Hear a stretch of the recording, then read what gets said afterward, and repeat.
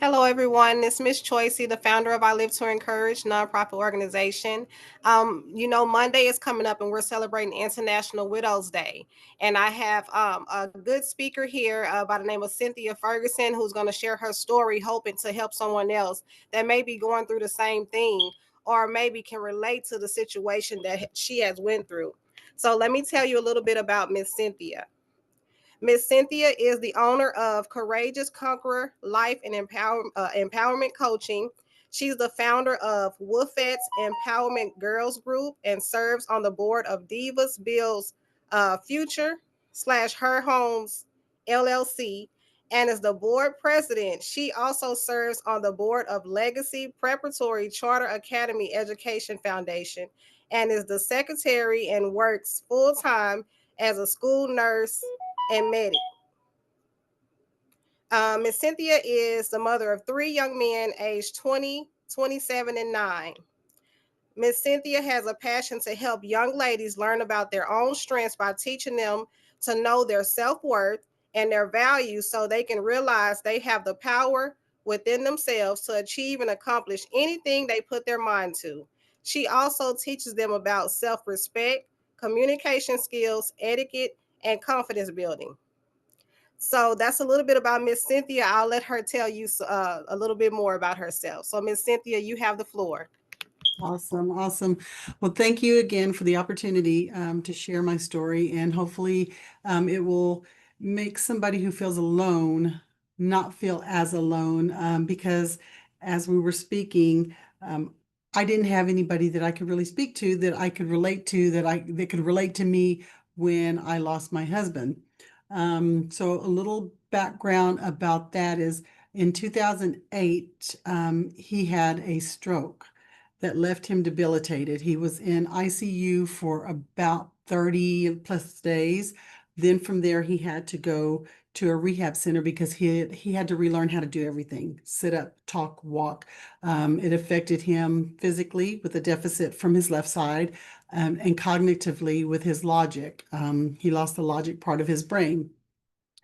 So during this time, we went through a lot. We went from two incomes to one income when he lost, when he had his stroke.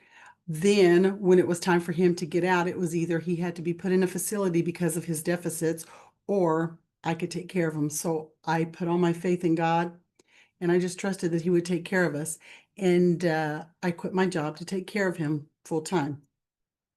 He did. I'm not going to say that there were not times and struggles, but I can say that God provided every single time.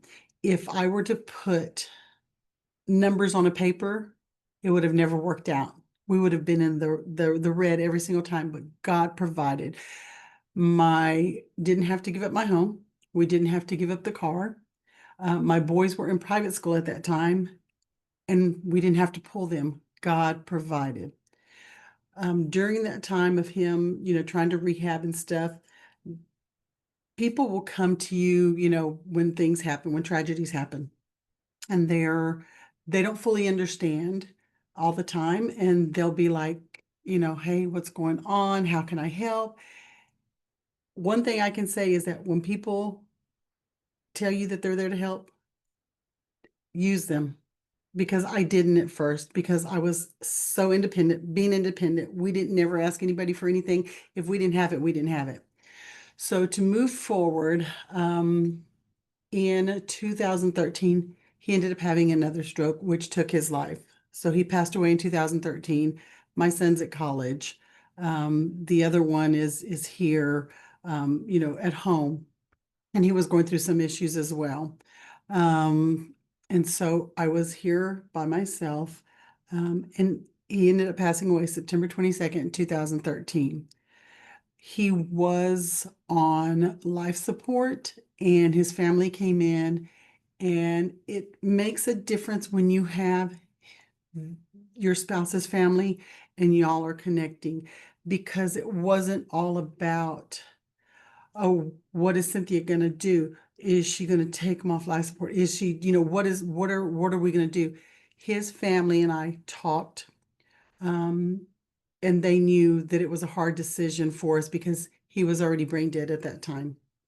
And so they were so supportive and didn't say, I'm going to tell you what to do or not what to do. Y'all know what y'all's conversation was.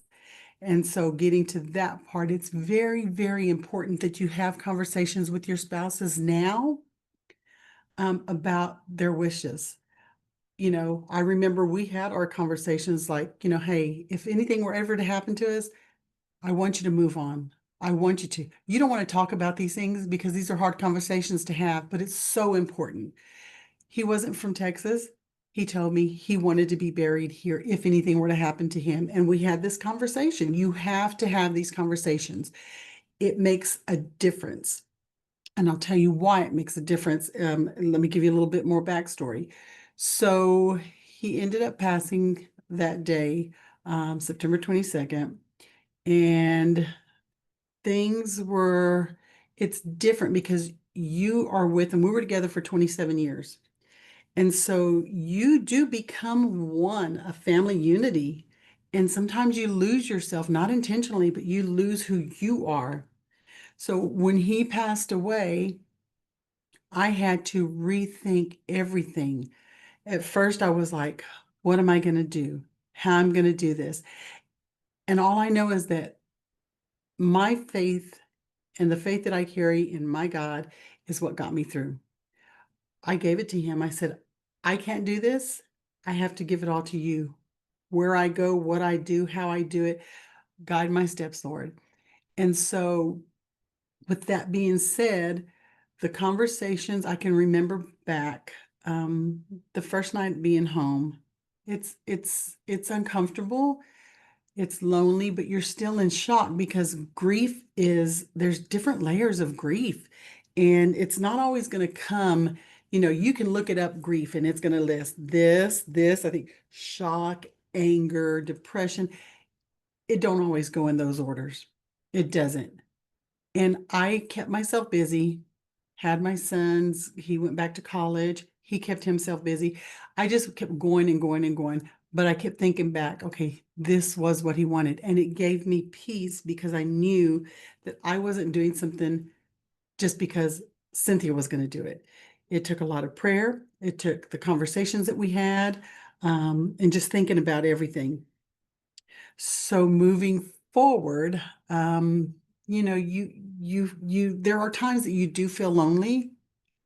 And I was still at the point that I was trying to figure out, how am I going to do this on my own? And again, I gave it to God, but physically, I'm like, how am I going to do this on my own? I had people reaching out to me. I had a very, very good support system of some very close friends. Everybody who says they're going to help you may not, for different reasons. People don't know how to help you if they've never been through it. Um, and I think one of the things that I learned was, I don't want you to tell me something if you don't mean it. I would rather you just say, I don't know what to say, but here's a hug, or I'm praying for you. Because I got some of that. It's like, oh, I'll do this, and, never heard from them or saw them again. And that can go with anything, not just the death of a husband. It could be grief comes from, different things. But with that being said, um, I had to take a look at myself and I had to put pride aside because, again, we were independent. Here I am. I've always been very independent, even in my marriage, and we had to, work together. And so I had to stop and think, when people would tell me, hey, why don't you apply for food stamps? Nope, I'm good. We got this. Pride was in the way. Hey, why don't you apply to see if you can get this? Nope, I'm good. We got this. Hey, why don't you go to some food pantries or find out who can help you? Nope, I've got this. And then one day things were a little tight. Like I said, things were not always, I had a roof over my head, had bills paid, but sometimes I had to choose, am I going to pay the electric bill this month or I'm going to pay the water bill this month? I was borrowing from one account to the other account to pay different things. just to keep it on. And I was always behind. And then I remember one day looking at my boys, and this was before he passed away, and thinking to myself, wow, you know what? I need to put my pride aside, because if my boys are hungry, I'm going to do what it takes. I'm going to do what it takes. And I did. And I went and applied for food stamps. And we were on food stamps for about probably less than a year until we were able to get situated. I've been to food pantries. I've had people cook dinner for us and bring it to us before he passed away and after he passed away. So I say all of this is to help somebody, because if somebody offers to help you, accept it. Accept it. Put your pride aside, because it's easy to let your pride get in the way. It is so easy to let your pride get in the way because you feel like you can do it all, and you can't. You need God, and God sends people to you that will help you. He really does. But from after him passing away, I kind of just went back to work, got back in, and I just go, go, go, go. I tend to do that. I tend to just go, go, go. And it wasn't until about maybe 5 years after he passed. And by this time, I had already been praying. I had already, learned that I can move forward without him. It doesn't take away my memories. It doesn't take away what we had. It doesn't take away any of that. But unfortunately, life still has to go on. And I couldn't let myself get into a cycle of spiraling out of control, um, because I knew that God had something for me to do. And so I gave it all to God. And so at that time, whenever I was praying, the first thing I did after, let me back up some. The first thing I did after he passed away was, try to get myself together. And then I knew, because I felt lost, I knew that I had to refine who I was, who Cynthia was. There was no longer a husband and wife. It was now just me. So I took about a year and just worked on myself, and I had to refine who I was. And like I said earlier, you lose yourself when you become a family unit. It's not a bad thing, but things change. You have a family, you have children, and we tend to go and go and go. And so I took that time, refound who I was. And I remember praying to God. I was like, Lord, if and whenever, if you feel to bring somebody into my life, I did. I said, Lord, I want this and need this. I said, but you know my needs, and you know what I need, when I need it, if you ever send that person. And so again, it's important to have those conversations. I don't think I could have ever prayed that. I think about that sometimes, had we not had that discussion about moving on if something happened, because that's hard. I know people who have never moved on from losing their spouse.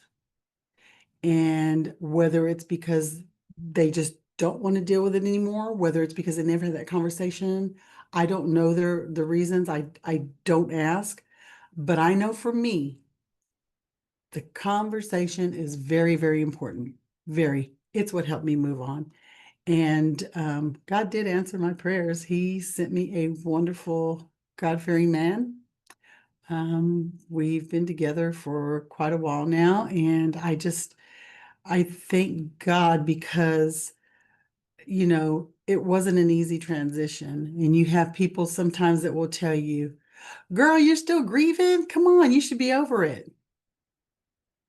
Or, I can't believe that you're already dating. I can't believe that. You know what? Everybody grieves differently. Everybody grieves at a different time. Um, don't listen to outside voices. You can't. You have to stay focused on what God has for you. Give it all to God. And he will guide your steps. He will definitely guide your steps. But yeah, sometimes the outside people can get in your head.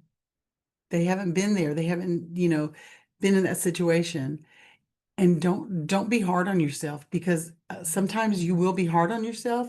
You'll be hard on yourself to the fact that you'll be like, oh, somebody said maybe I shouldn't be dating yet. Somebody said I'm not ready. Somebody told me I should be over it by now. Don't listen to that. You know your own self. Stay focused. Stay focused on God. That's all I can say. Stay focused on God because He will guide you. I do know that at one point, about maybe, like I said, 5 years later after it happened, that's when my grief came out. I started becoming angry. It's like, why? Why did this happen? Why did you leave me? Why? And I had to give it to God and just say, you know what? I don't want to feel this way. I know it's part of the natural circle of life, and that's what it is. That's what happens. So anyway, the main thing is I just want to say, is that you have to do what's right for you and your family dynamic. If you haven't had that conversation with who you're with, have that conversation because it makes a difference on either side.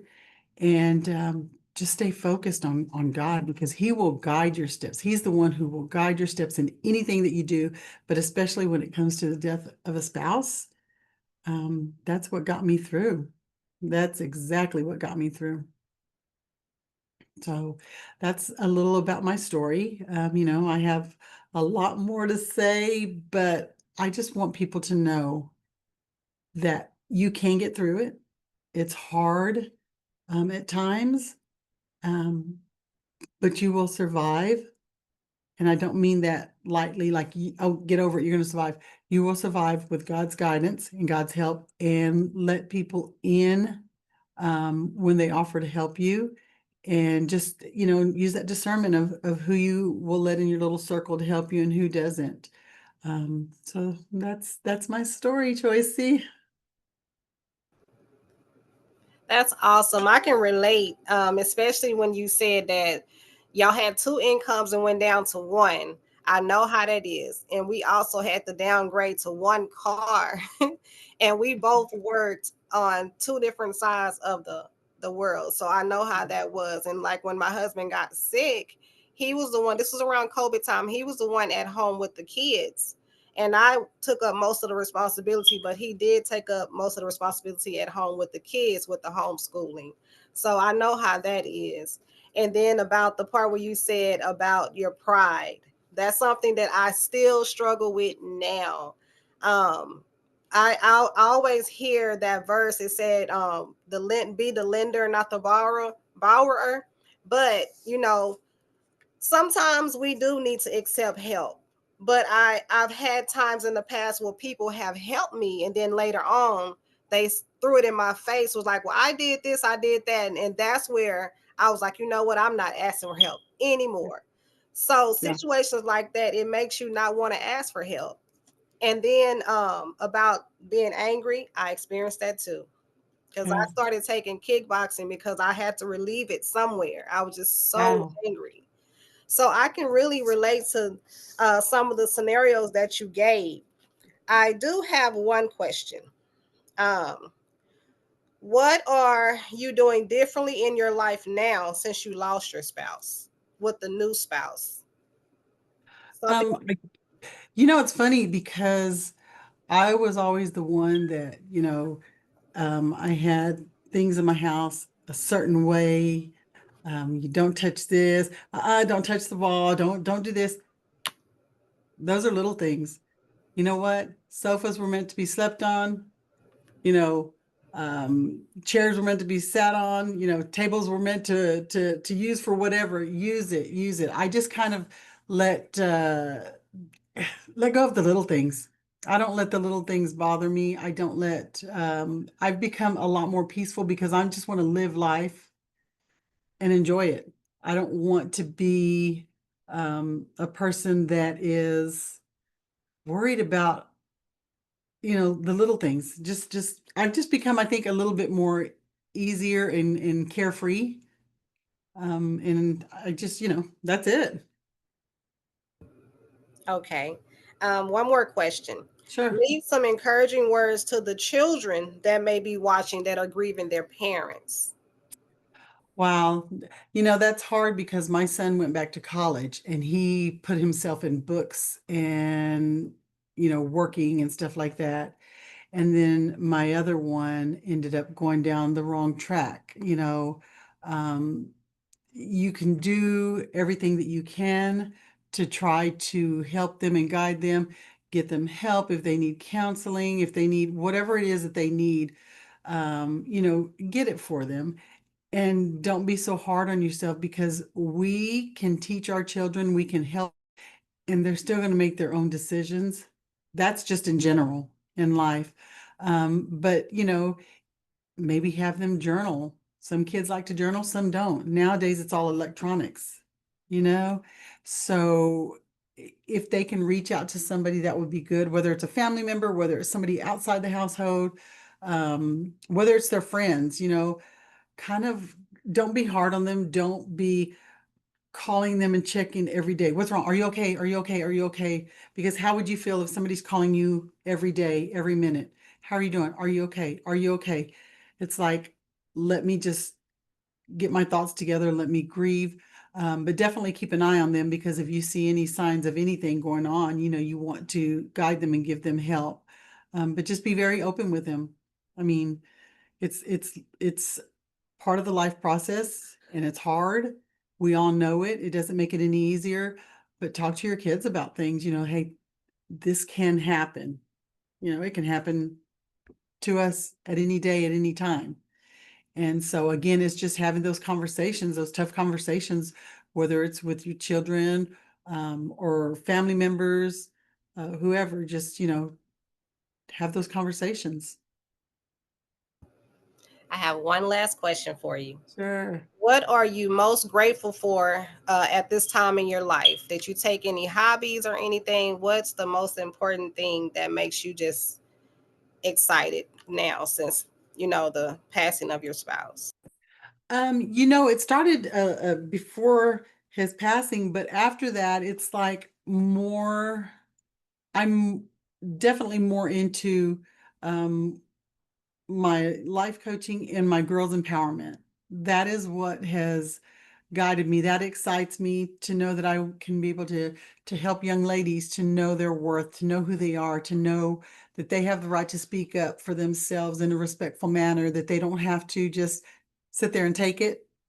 Um, and that's what excites me and gets me motivated. I actually, have that girls group at the school, and I started it in this year with the biblical aspect. I started it at our church for young ladies. And so I'm excited about that. And I'm actually opening up more about a lot of things, because I feel like you have to be transparent about things if you want to help others.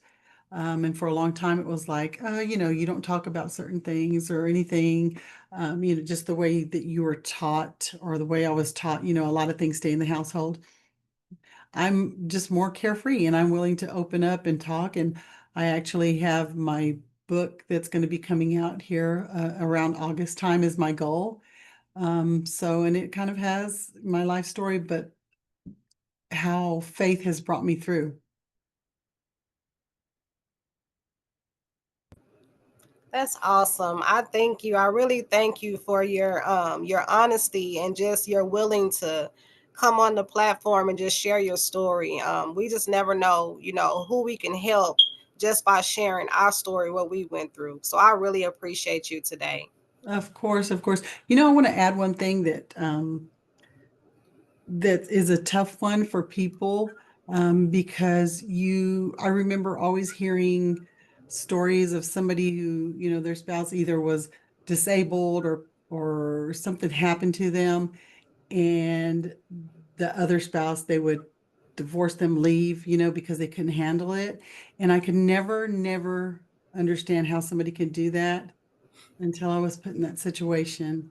And I'm being transparent about this. Um, I took my vows 100% till death do us part, and that's what I did.